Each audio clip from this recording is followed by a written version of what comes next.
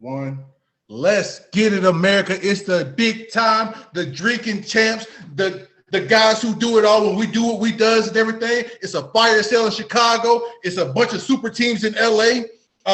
It's a bunch of Americans who don't like a little 4'11" black girl right now. It's a bunch of shit going on, and you got the right people to talk about it. It's What's Good America. I am the Prime Minister of Duval County, the big time, Mr. Chocolate Pudding himself, C. Turner, and that man to my right-hand side, but it could be my left-hand side, but if you look from the right-hand side, it could be the left-hand side. It's James, Big Game, Walton, the third, and we got shit to talk, all right? That's why we own it. That's why you tuned in, because I want to hear what these ignorant Americans got to say about what's going on in the sports world. Mind you, the 90s show is coming because my co-host now looks like Aaron Hall, but that's a whole different show. Listen. Listen. We just talking about sports right now, all right? Hey. I'm hyped up. I didn't even take my Invisalign out yet. Like, the Invisalign is still in. I'm Chris, that ready to talk shit. It out listening to you. I tell you, I look like Aaron Hall right now. That's facts. America, hold on. I'm gonna do this. I'm gonna do this. Should we just do it? Should we just do it? America, I'm gonna do this for you. Walt, can you please take your hat off? All right, America. This is where we at. Does he not look like every 90s dark-skinned R&B singer that came out? By far. Hey. Every 90s dark-skinned R&B singer is right there. I started singing I Miss You in my head. Shout out Aaron Hall. Hey, listen. Hey, you know what? Now that you brought up Aaron Hall, let's just get this episode.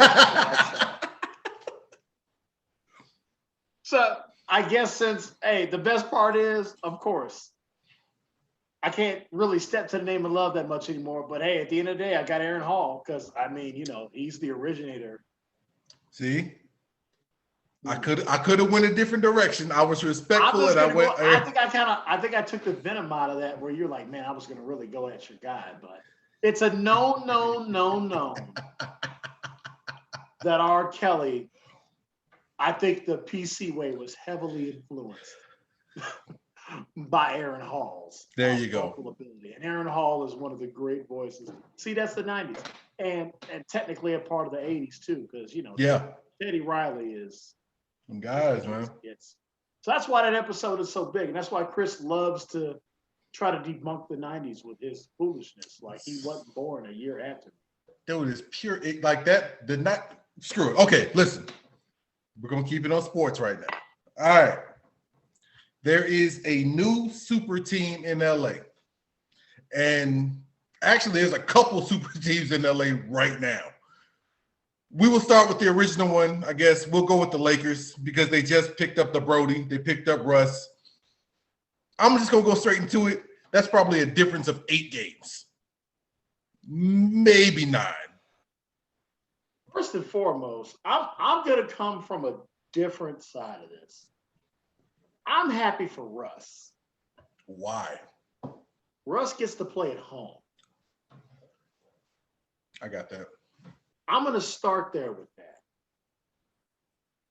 I can respect that. You talking about a guy, listen, has his, just the way he produces, has that been on a declining slope statistically? Absolutely. His shooting percentages have declined since Kevin Durant was there.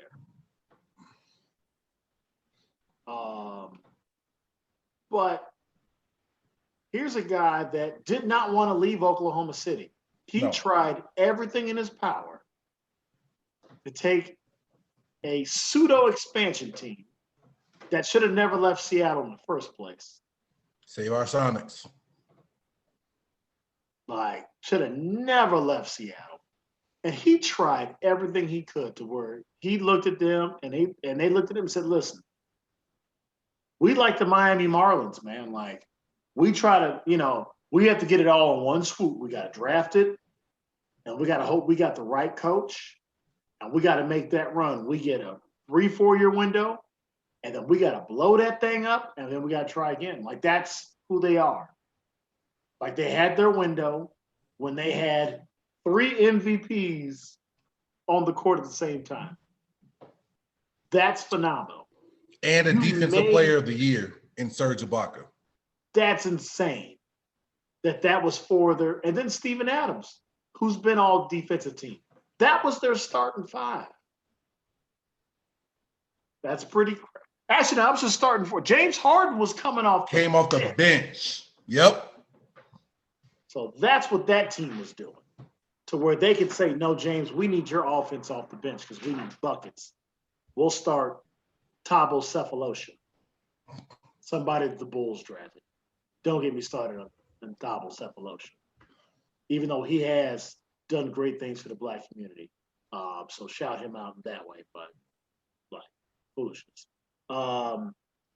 Listen, man, let's just call this what it is. I think this whole hour or whatever we're going to do, if Chris can keep us on task or whatever it may be, is me and Callie, we had some great conversations about what the GOAT means and how that should really be interpreted. Of course, it's subjective, but there's some things that is really starting to become objective about it. If you combine, this is rough math. I have to go. Go ahead, please. But I'm going to do rough math. If you combine LeBron, James, Anthony Davis, and Russell Westbrook's all-star appearances together, that number is just under 40. Yeah. It might be 35. Because LeBron's been in the league 18, he's played in 15. AD's coming up on year 9 or 10, he's been in 7 of them. And I know Russ is double digits. Right. Because Russ has been in the league since 2007, 2000. Like Russ is year 13. So I get to the point where I'm like, okay, y'all always want to do certain things. And I'm not trying to turn into a Jordan LeBron thing. But there's a reason why Mike has mythology around him. And it's just certain things, LeBron, there's not going to be mythology around him. No. You can't. And I don't need justification. LeBron James should do whatever. You know why? Because this is his era. Yep. Everything that is happening in sports it's because of him. Is tied back to this guy. And I respect him for his influence. I don't have to agree with some things. There's some things that I've heard that we'll get to in the show that I absolutely have just loved because it's been needed for a long time. And it's coming from places where I never thought it would come. So I can't wait to get to that part of this show. But I'll say this, Chris. As far as I know, does it make him better or worse? Well, who else is going to come play with 3 ball stoppers? Not me. If I was a hooper, not me, buddy. Like, you got to build this team with league minimum and rookies. First of all, if they want to get anybody to come, I'll come play 2 guard for that team. And get you just gonna take the trash time and go from there? Oh man, my corner, I'd be out there. You think PJ Tucker got a corner 3? Psh, I'd be shooting 2,000 corner 3s a day. I spaced out that floor. And I will foul the shit out of every 2 guard. Try to cross me up. I was going to be quickly. Here's my thing why I don't think it's going to work. Well, you hit on it more than anything else. You got 3 ball stoppers on the court. It's clear cut. It is what it is. All right. You could compare it to Brooklyn, but no, you can't because Kyrie's kind of passed first and Harden showed that he can be passed first. Now, to come back to this LA team, the Brody doesn't fit. It goes from 2 ball stoppers to 3. And then you still really haven't added a deep, like a shooter to this whole drive and kick kind of basketball that they're trying to get to.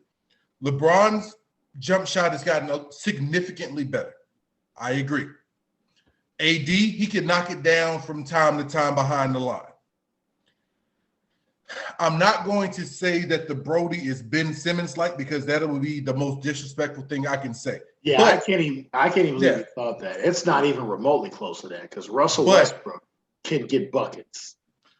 Yes, he can get buckets, but I'm not going to I can't see him really scaring me as a team in a 7-game series if all he's doing is shooting the ball, which he won't do because he knows his bread and butter is slash to the hoop. Like, he's explosive. He's still explosive that way. But you haven't added a shooter. Like, Alex Caruso is not the answer. You had a really good chance, I thought, we're going after they were talking about Buddy Hield at one time. They were talking about Chris Paul at one time. They were talking about bringing Zoe back. You had the right guys with that who can essentially, all right, let me take some of this burden off of LeBron. LeBron, just get open. Go post up.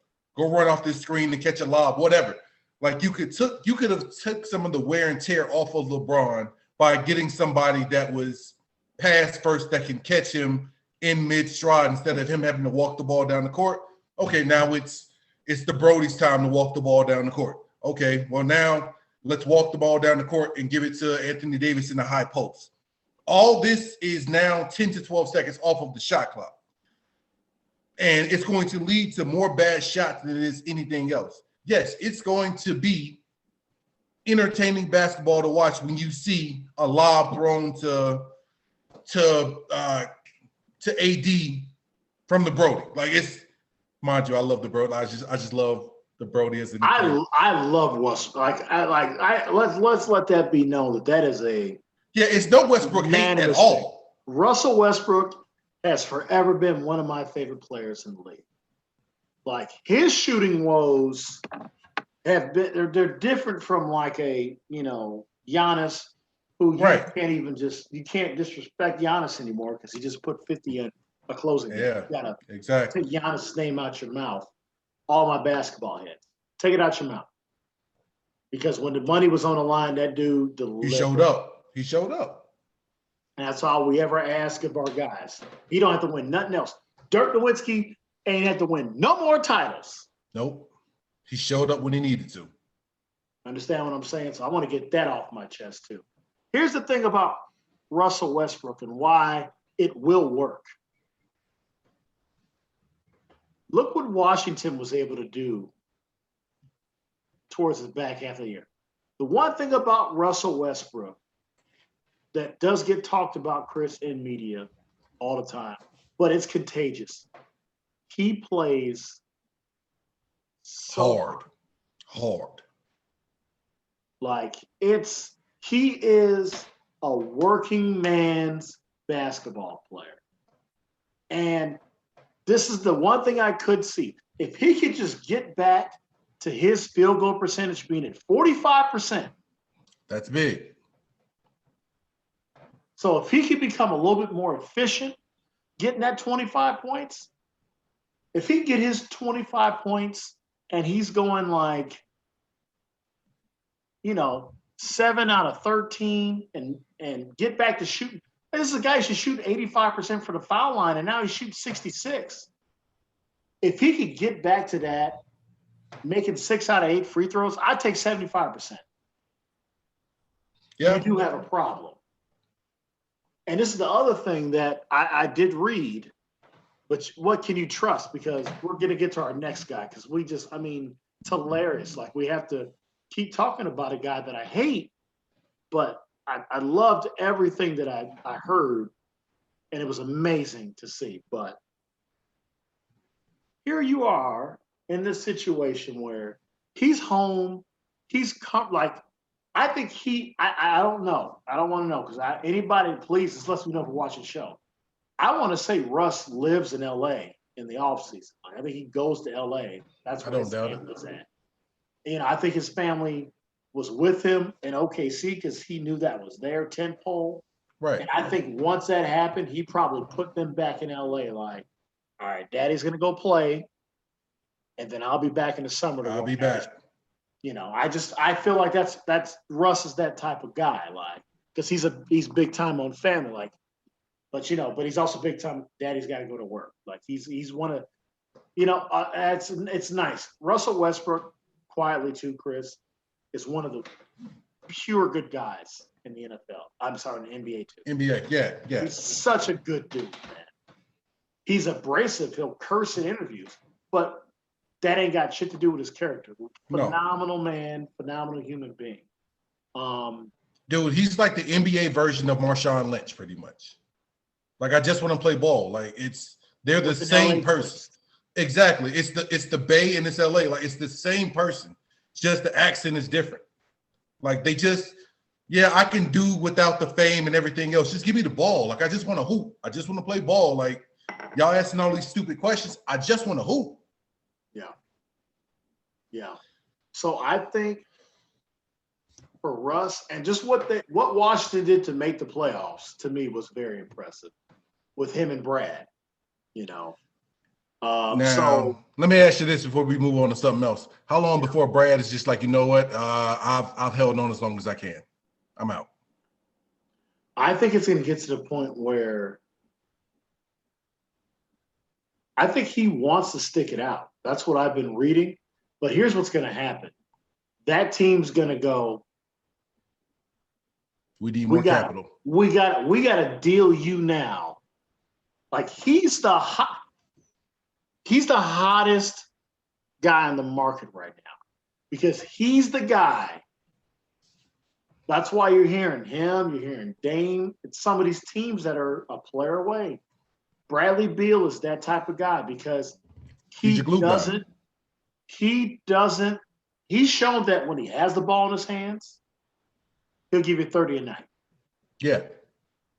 But he played with John Wall and still gave you 20 to 25 a night. And efficient and decent enough defensively. And he's like a tall 6'3". Like, it's weird to me. Like, he looks small. Right. But then you go look and it's like, no, he's like 6'3", 6'4". He has some height so to him. he's a pure combo. Like, he's taller than Dame by like 2-3 inches. Yeah. It's kind of like Steph. Like, Steph always throws you off because you think Steph is so small. But that's because Clay's 6'9", Dre is 6'8", and then he was playing with Kevin Durant. Kevin Durant is 7 feet 1 inches tall. An easy 7 feet tall. I threw an extra inch in there just, because if KD just gives us smoke, like, hey, I'd appreciate it, KD, because I love him. One of my favorite players. But I'll put it to you this way. To think that that's their answer, I'm just glad Russ gets to play at home because they will love how hard he plays. He is he's a Kobe guy. So it's going to be fun to see that. They're going to love the zero. And they'll be there. And I think here's what I was going to say, Chris. Yeah. Kick it back to you and then whatever. But the one issue I have is you got 3 guys. You have to put him in there now, but like, this is 3 guys that have been injured quite a bit. Yeah. The last 3 years. LeBron was an Iron Man, but as I figured out with my body, Father Time has 4 games of basketball and work was awful today. I couldn't wait to get home and have a cocktail, America. I needed every sip of this last little vodka I got. Let me tell you something. Shit is incredible. So Russ has been hurt the last 3 or 4, like, he's missed time. AD played 2020 clean, but his whole career, he's averaged missing 15, 20 games. Easily. Bare minimum. Bron got through 2020 clean because he had that big-ass break in the middle, but every year he's been in Los Angeles, he's had an injury. So you got 3 guys. They need a 4th guy that can get a bucket. So I don't know if they're just going to – they're LA. If I was Jeannie Buss, I was like, we got Russ. We might as well just go get Brad Beal too. Let's just go all the way to luxury cap and win a title. Because it'll pay for itself. I get it. I respect it. So that's all I would say about it. I think the West is very exciting and very fun, but we're just at the, we got draft picks. I didn't watch any of that draft because I'm glad Cade Cunningham was the number 1 pick because I thought. I watched that and then I changed it because I just felt like he needed to be the number 1 pick. After I saw him go first, I was good with everything else. Pissed off that Io wasn't smart enough. I thought Io was a lottery pick, so I'm glad he's playing with Chicago. It's great to see a hometown kid play Yeah. hometown, but Io, you're supposed to know better. You should have took your ass back to Illinois. Let's go make a Final Four run. Kofi came back. We should have had the Nigerian Nightmares coming back to run shop one more time. I was also happy to see the 7 SEC players went in the first round. I mean, we're not just a football conference. I just want to put that out there. Anyway, let's go to something that's near and dear to Walt's heart. This other super team that is essentially from the fire sale that's going on in the north side of Chicago right now. I'm just gonna bring it up. I'm just gonna pour it. You're gonna do that. What's going on right now? I thought I addressed it. No. We're gonna touch on this for a hot second. There seems to be. Hold up, before you do this, since I've got on a Marvel shirt, the Dick Move banner. There is a fire sale going on right now in Chicago, Illinois, preferably the north side of Chicago. Everything must go. Maybe even you. Like, hey, we ain't trying to pay you. You can go play somewhere else, bro. Just hey, tell them we ain't got it, bro. We ain't got it. Chicago. I can put something on it. I can give you another year at like the minimum, but I can't max you out. The Chicago Cubs are cleaning house. And they're not cleaning the house with trash. Oh, no. We giving you anybody you look at twice. Oh, you Rizzo? Oh, you mean the guy who's a Cubs legend? Take him. Whatever. Hey, right now, just offer me anything you can have. They'll let everything. It's a red light special going on right now. It's Black Friday. It's buy one, get one free. It's whatever you can grab and get out the front door with, that's what you can take. Chicago is letting it all go, and it seems as though they have gone back into it's the rebuild mode. Now, with everything that they let go, that's a hell of a rebuild, and I hope whatever they got in AA, AAA, and single A around the world and around this country, I hope it's worth it, because everything that you let go to the Yankees, to the Padres, for God's sakes, the Dodgers, who won the World Series last year, look even better now. The Mets. Jesus Christ. Like, I love baseball to death, but baseball just got a hell of a lot more interesting because of the Cubs. Thanks, Walt. Yeah, I'm going to make this short and sweet. Thank you for the last 5 years of the last decade. What a fun time to be a Cubs. This happens in the game of baseball when you're not the Yankees or the Dodgers.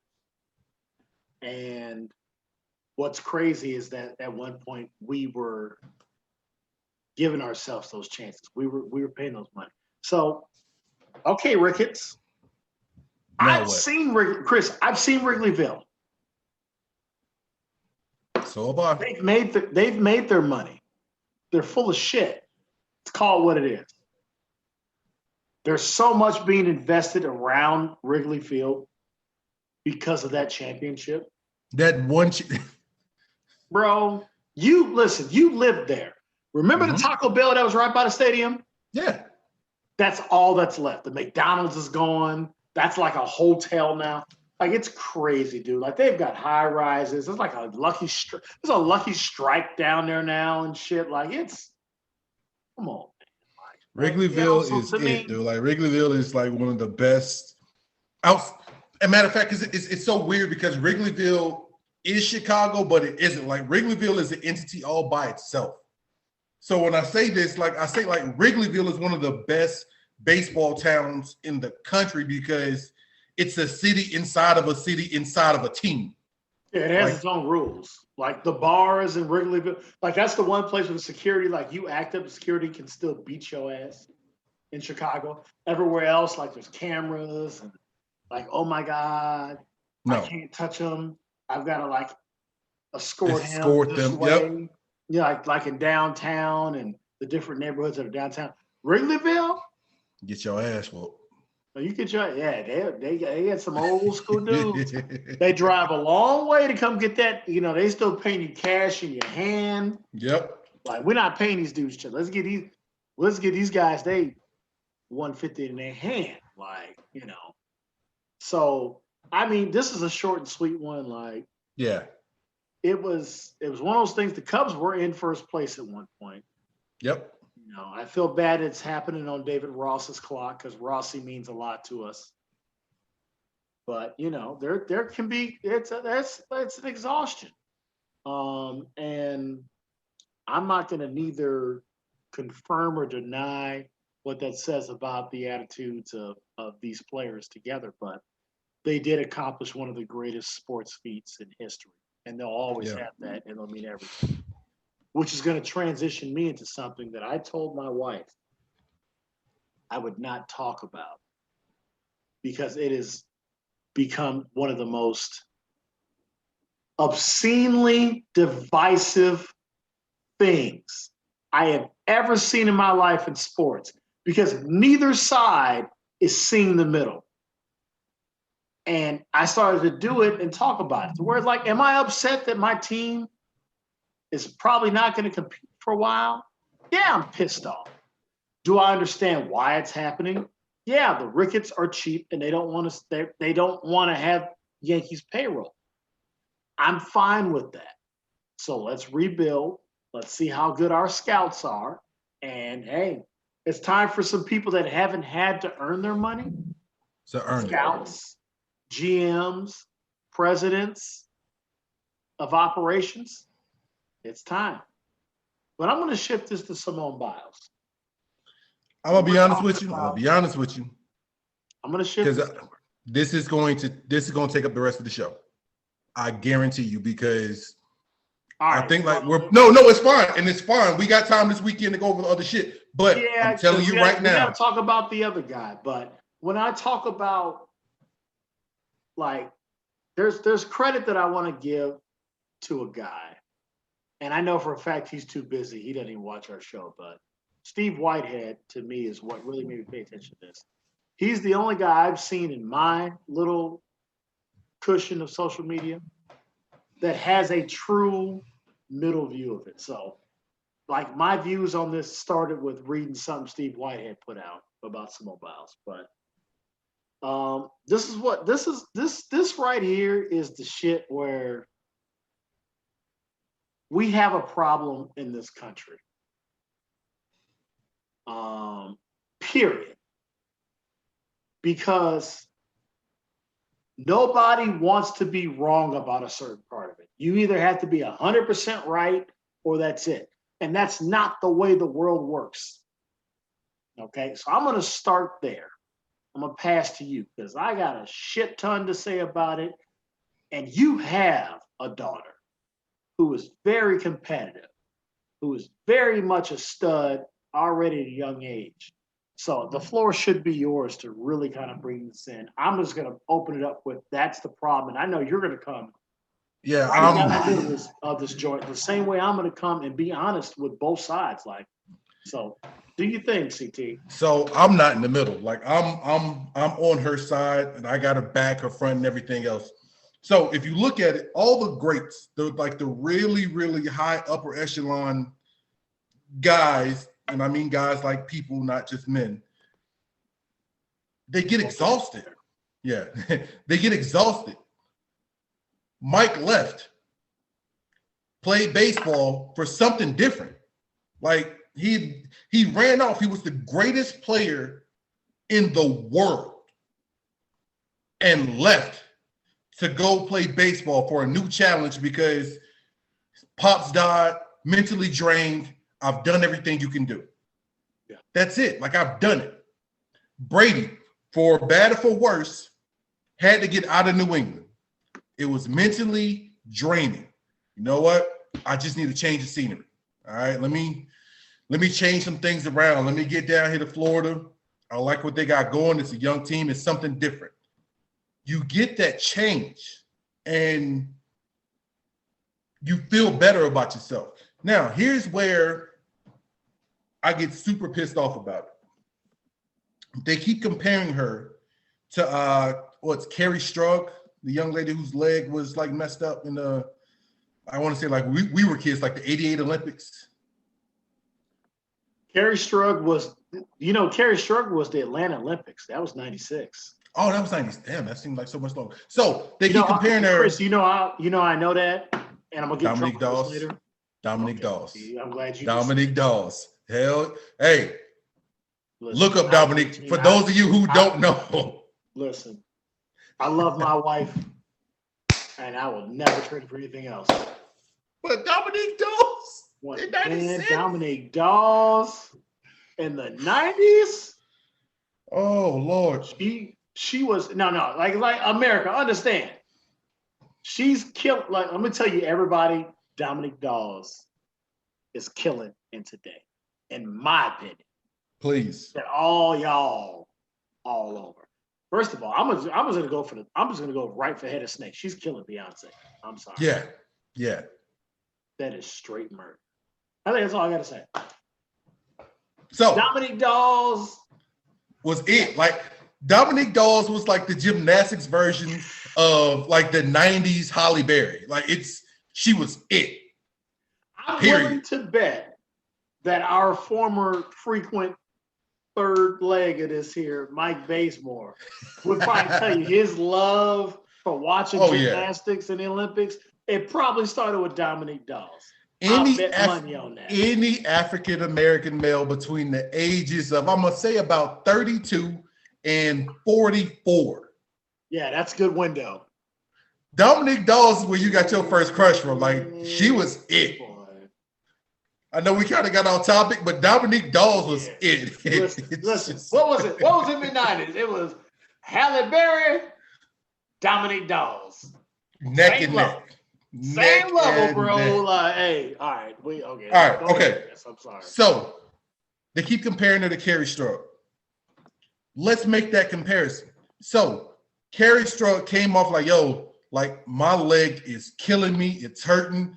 Like I can't go on, blah, blah, blah. She had to be convinced. Let's not get it misconstrued. She had to be convinced by that damn coach to go out there and do that. To go out there and flip again. Because she didn't want to do it. It wasn't the whole, oh, she's so courageous and she's so strong. No, she was forced to do that and then had to be carried off of the gymnastics floor and never competed again. Yeah. What does that say? So to come full circle and to give LeBron credit, LeBron has now given athletes the point of like, nah, dog, I'm not just going to compete. Like, if I don't feel like doing it, I'm not. If you're mentally drained and your mind isn't working right with your heart isn't working with your body right, in a sport like that, where if you're off half of a step, you could break something. You could break an ankle. You could break a neck. You can rupture spleen and vertebrae and all this other stuff. And that's only a half of a step. So if you're mentally not there while you're running full speed and then you jump and push off of a trampoline and go up to anywhere from 20 to 30 feet in the air and to land on your feet, if you're not mentally there, you don't need to be there. So I respect it. Like, you know what, guys, I'm not feeling it. And you got to think about for her, for being like, because she represents my daughter. She represents Walt's future kids. She represents every Black girl in America. For her to say, I can't do it, she doesn't care what that thinks about you. She's more thinking about, okay, I know these little girls are going to see me and think I quit, but here's what happened. For her to do that is one of the most courageous things in the world because there is no regular season for gymnastics. There is no 82 games. There's no 114 games. There's no playoffs.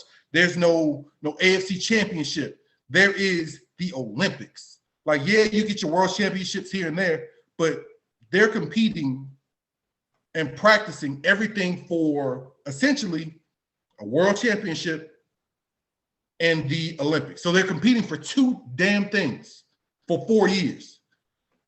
So you got to realize how hard it is for her to say, you know what? I can't do it. So for anybody who said, oh, she quit and she needs more pride in the country, we won't go down that road of how the country's treated little black girls. We won't go down that road because that's the easiest thing to do. But for her to say, yes, I know I'm a role model. Yes, I know I have millions and millions of little girls looking up at me.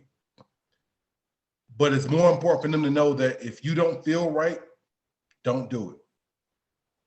I can go for 1,000 more minutes on this shit, but I will pass it over to you. But I got her back on this one. Like I see nothing wrong with what she did. Like I wish it's not the same as like when NBA players sit out at night for load management. It's not the same.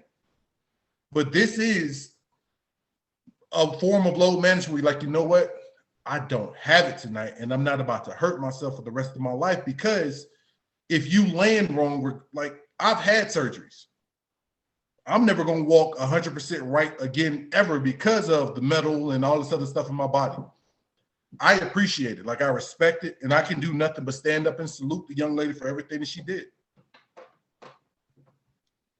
Listen, that's the point. And I think that's what's wrong with America right there is she absolutely had the right to protect herself. So anybody criticizing that,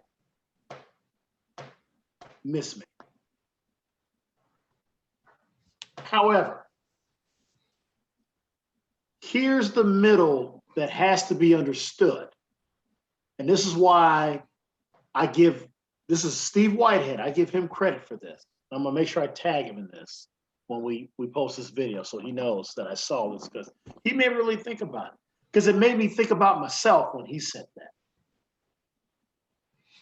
I'll try to quote him. It's gonna be a paraphrase of a quote.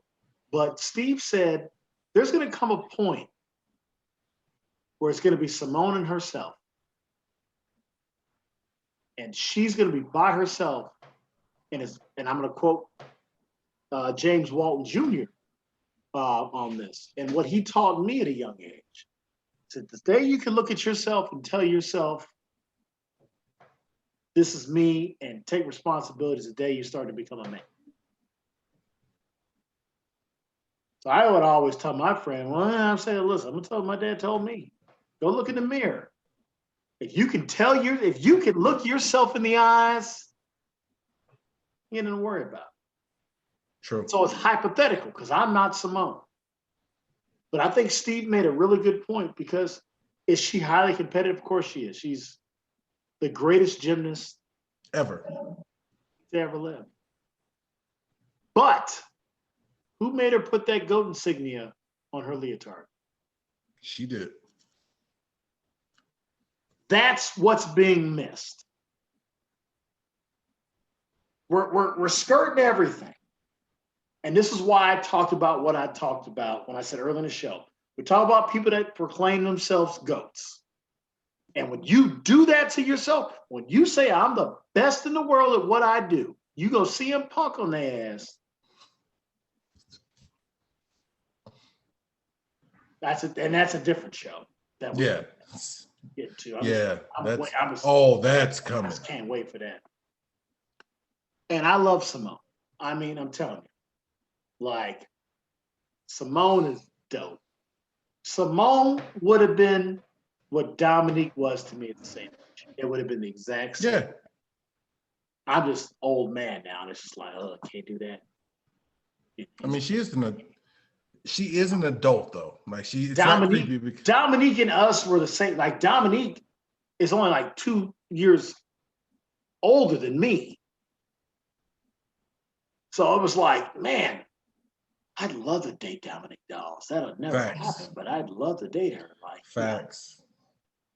Like she going out to dinner with Allen Iverson or Kobe or somebody like that. You know, like that's my era, right? That's our era, Chris. Is like Dominique Dawes is dating Tracy McGrady and shit. Like these motherfuckers are only like 3-4 years older than me. But you know, these motherfuckers are high school millionaires, right? Oh God, I remember that. You know what I'm saying? That's all I'm saying about that. But that's Chris. That's been my whole thing. Me and Callie, we had a great conversation about all of it last night. Dude, that's a great point. I would Yeah, say this. yeah. Let me cut you off Go real ahead. quick. No, go It's a ahead. great point. It's a great point, and I never thought about it with the whole GOAT insignia that she had. But with or without competing in these Olympics, is she still not the greatest gymnast? I'm sorry. She is, but that's not what she wanted. So you probably saw you like know when I'm looking shitty right here and tapping. Yeah. But I told Callie, I remember like a year or two ago, they did some sort of ESPN and the GOAT of GOATs ranking, and you know, and I read their articles, very male dominated, da da da, and rightfully so, it shouldn't be because Serena Williams is probably top 5 of all time when Easily. you're talking about dominance. Callie actually asked me a question that even she was shocked knowing the things that I do know. She asked, well, babe, outside of, do you know and Chris, you might know this just because I'm just intrigued. The most decorated female United States athlete medal-wise in Olympics of all time. Do you know who that is? No. So I've known it for years just because, I'm weird like that. But when Callie asked me, she was almost like, I think I might stump him. The answer is Jackie Joyner-Kersee. That's right. Jackie Joyner-Kersee she participated in 4 Olympics. And swept all of it. And medaled in every single one. And I think she got a gold medal in 96. Yeah. So so for me, it's this. It's you start hearing these things, and then you get the perspective of a woman. And my wife, who's white, that goes, you know what? I don't understand at all what she could be going through as a black woman going through all this. Like, I know this. But ask the right questions like, does she have more pressure? Of course she does. Because, babe, like when it's, especially not only you're a woman, but you're black, you're carrying up multiple groups. So I give her that credit that she's done that, and she's done it very well, even in her decision making to sit herself out. Because this is the thing. Like, I'm trying to do this the right way because I feel like everybody's right, but nobody's focused on the right point. And I'm the only one. And I notice I'm the only one in media that's doing this shit. So, and Steve Whitehead. I'm sorry, Stevie. You too. I'm going to expand on what Steve said in his post. There's nothing wrong with protecting yourself. That is the world we live in. That shit has been going on forever. But if you want to call yourself the greatest of all time, you can't go and then say things, all this pressure I felt. Nobody told you to put that gold insignia. Black America didn't need you to put that on there. We claim all this. Yeah, we thought it already. I can tell you that right now. Black America didn't need that shit. No. We know how good you are. We know how good you are. You are going to be a standard setter because you know what happens? You know what? Let's just go ahead and do it, Chris. Let's just go ahead and make it this show. Simone, you're like a true millennial or Generation Z or whatever, because she's 24. You'll probably never see this or even care. But let me explain to you and why I got slapped in my face in 2008 by my mother when Barack Obama was elected the first black president. I did not vote for Barack Obama.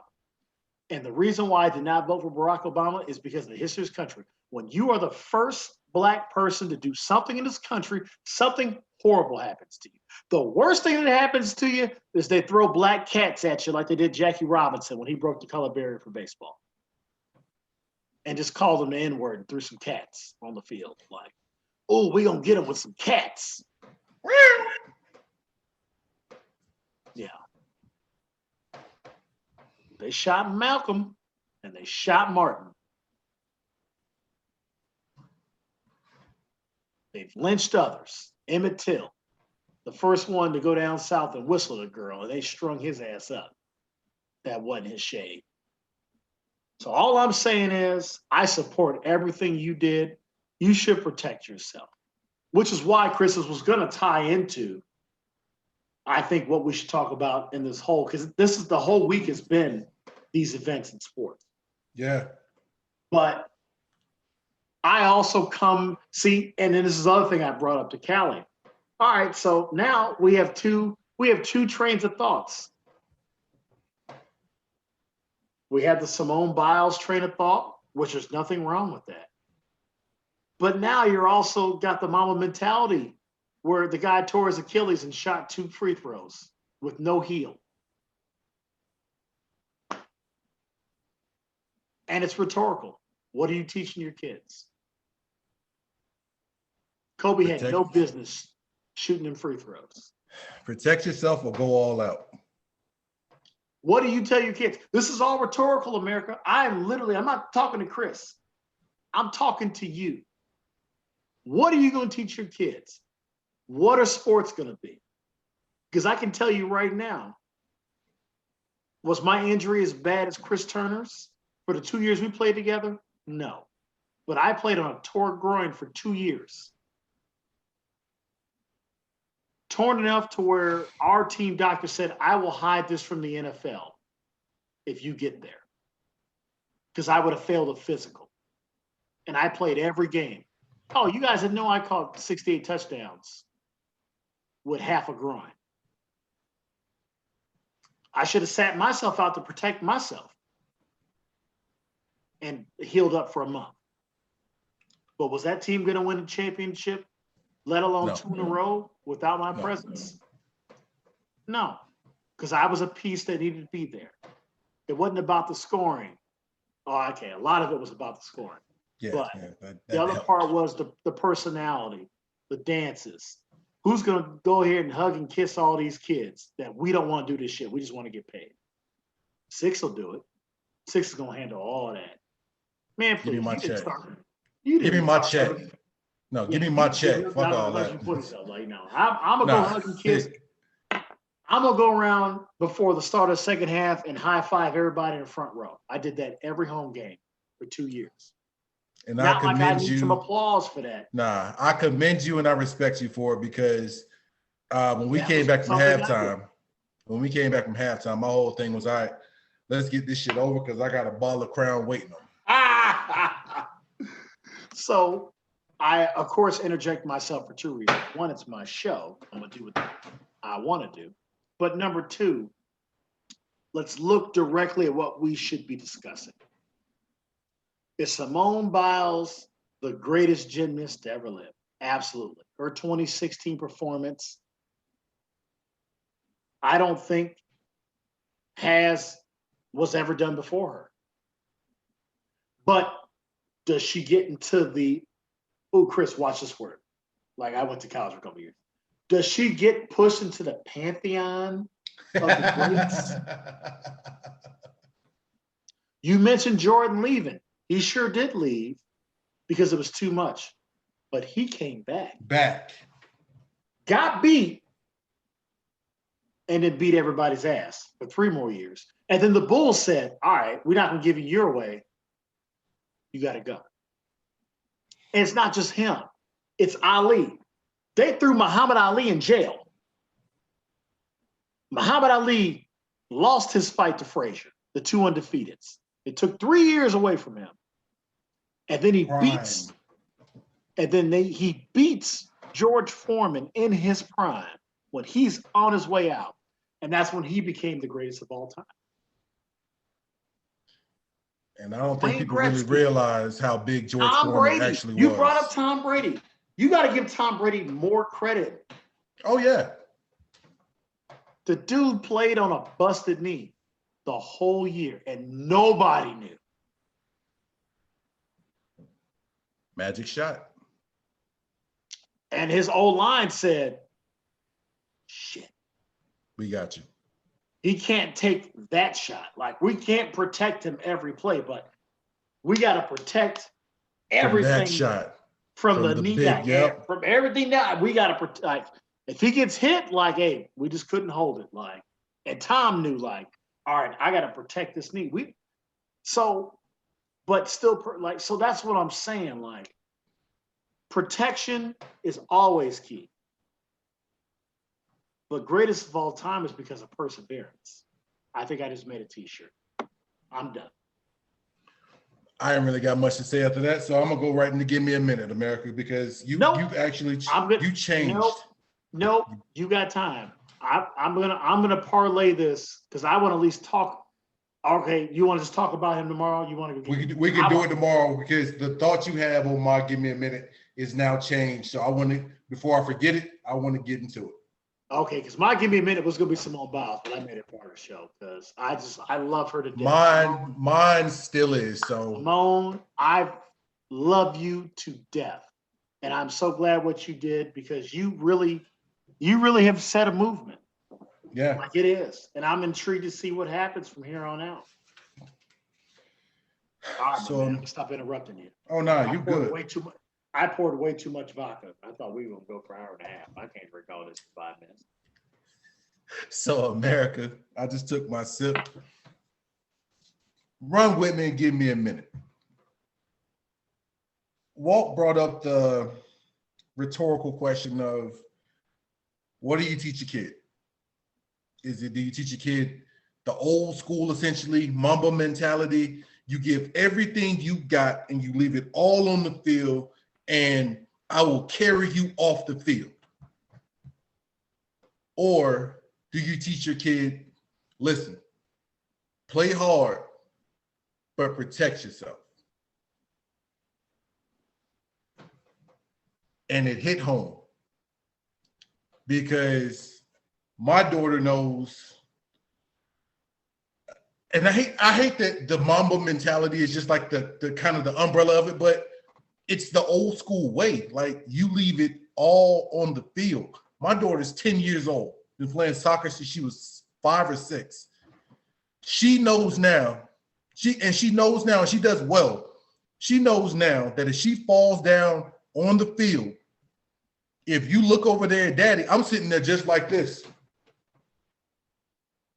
Get your ass up, you good? If you can look around and cry, you can still play. So my daughter's taught the way of that I was taught, that, listen, if you can think about how much it hurts, it don't hurt enough. That means you can still go. I'm not saying the way I grew up was right. I am a Black man from the southern part of the United States. I have I have daddy issues, I got alcoholism, and I love fried food. There's nothing about my life that is right. I make do with the shit that's going on. But my daughter knows that, listen, if I can walk, if I can talk, I leave it all on the field, because you're not guaranteed that next quarter. You're not guaranteed that next game. You're not guaranteed the next possession. So while you got a chance to, in her case, while you got a chance to kind of dribble the ball down the field with soccer and everything, you do it. If you get a chance to kick this, I don't give a damn if y'all up 11-0. If you get a chance to score a goal, you score it. You might not get this chance again.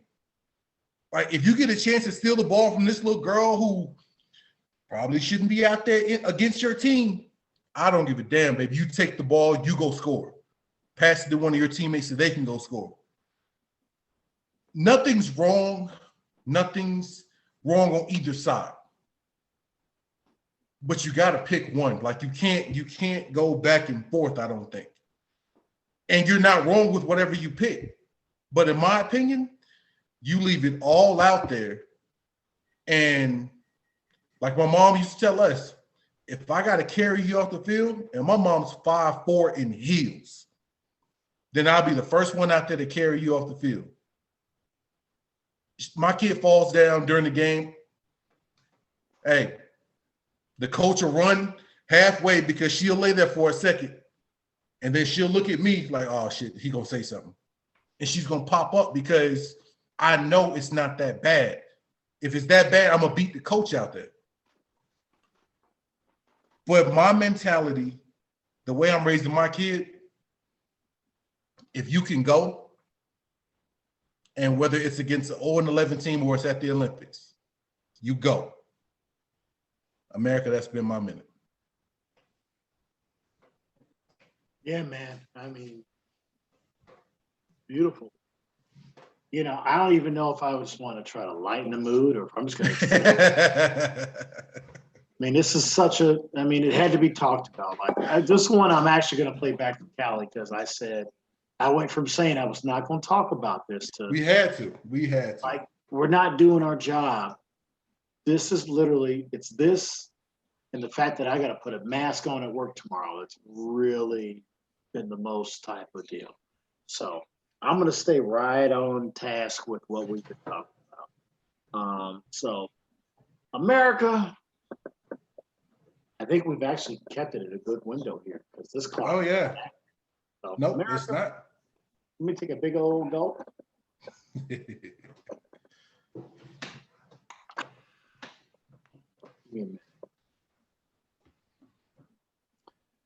Summer of 2000, I was in the practice fields of the Northwestern Wildcats.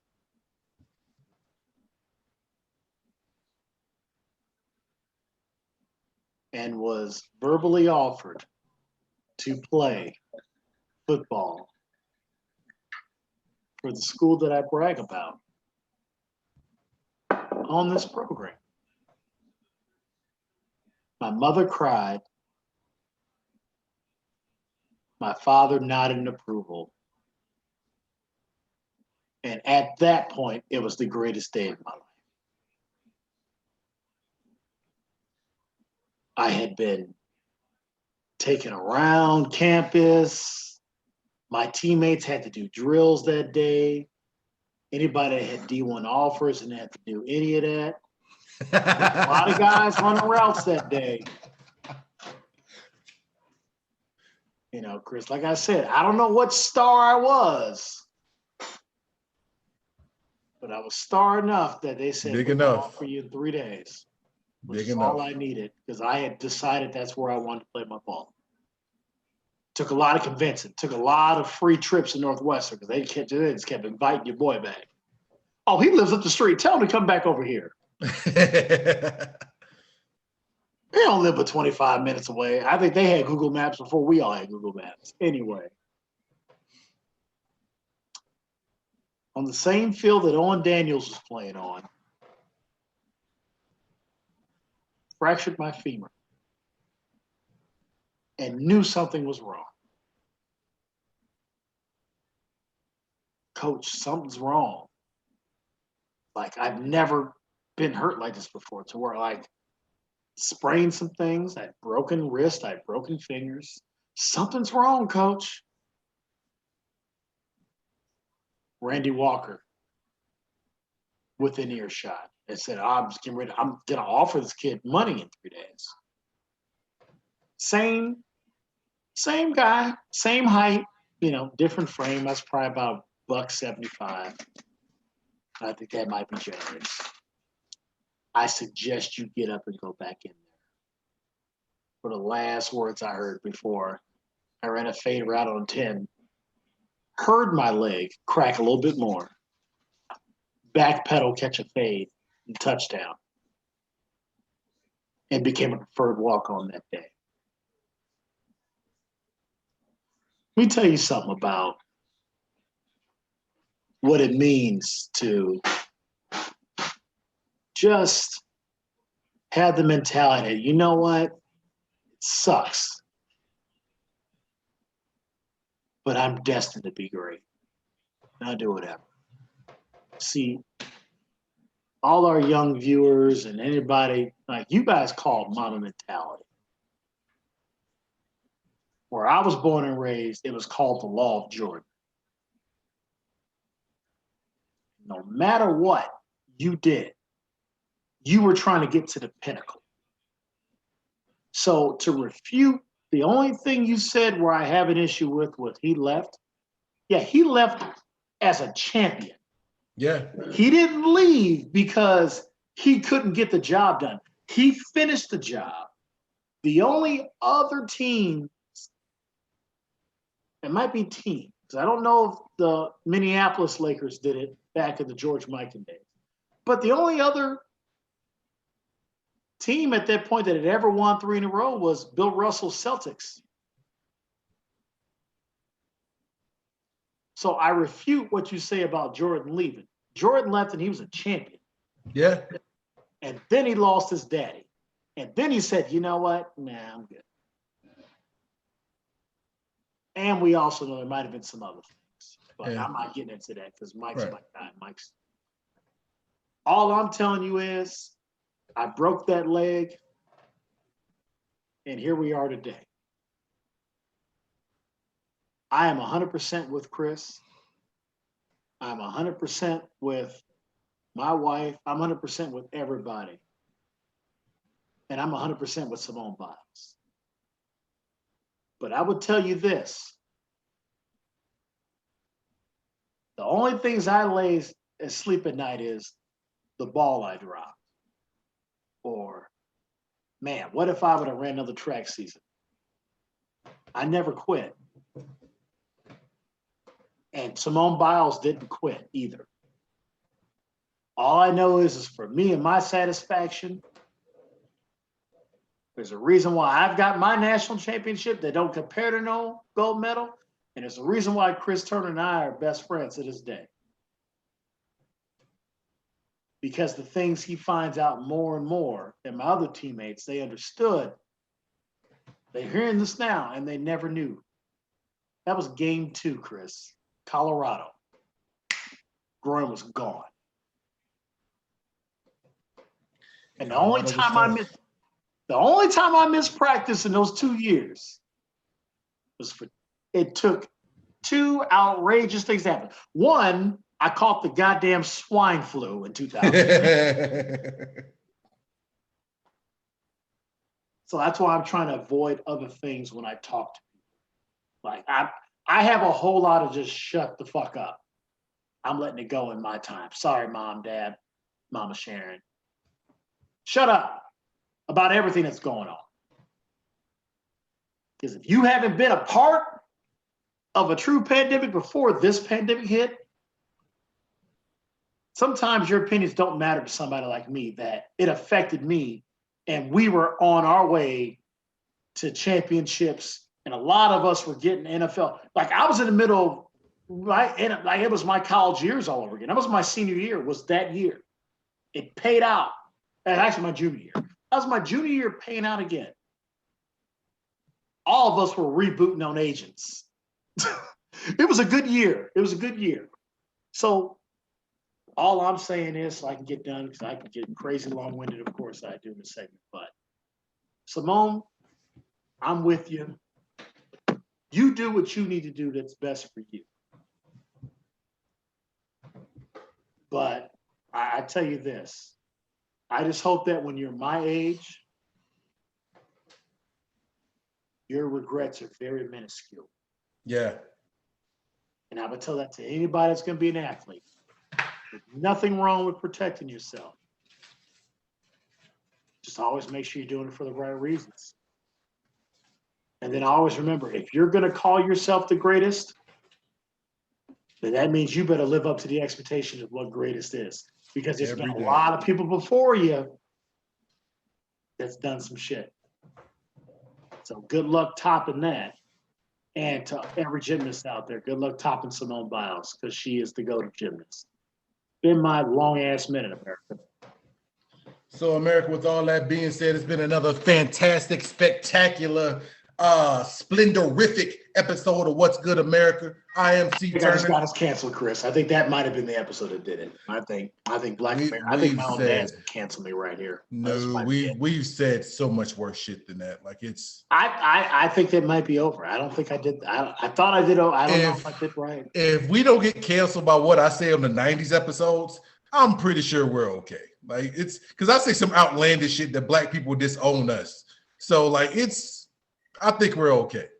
So this has been another great episode of What's Good America. Make sure you follow us on Spotify. Make sure you follow us on Facebook, Instagram, YouTube. Coming soon. Make sure you follow us on Twitch, which is a new thing. Shout out to Andre for introducing us to Twitch. I'm gonna have us uploaded on that Well, here first soon. of all, it's been around for a while. We just, we yes, we old. we technology old. Hey, babe, he said Twitch like Twitch just got discovered last year. Like I don't, it's I don't know about all that shit. Like it's so. She's like, get off the damn show so we can figure out dinner, man. So with all that being said, I'm C Turner. That's Big Game James. And the one question I asked, she was the same question that I asked him. I'm not sure which way it goes on the screen when you see it, but that question is, Walt, can you tell me that question? What's good, America? What's good, America?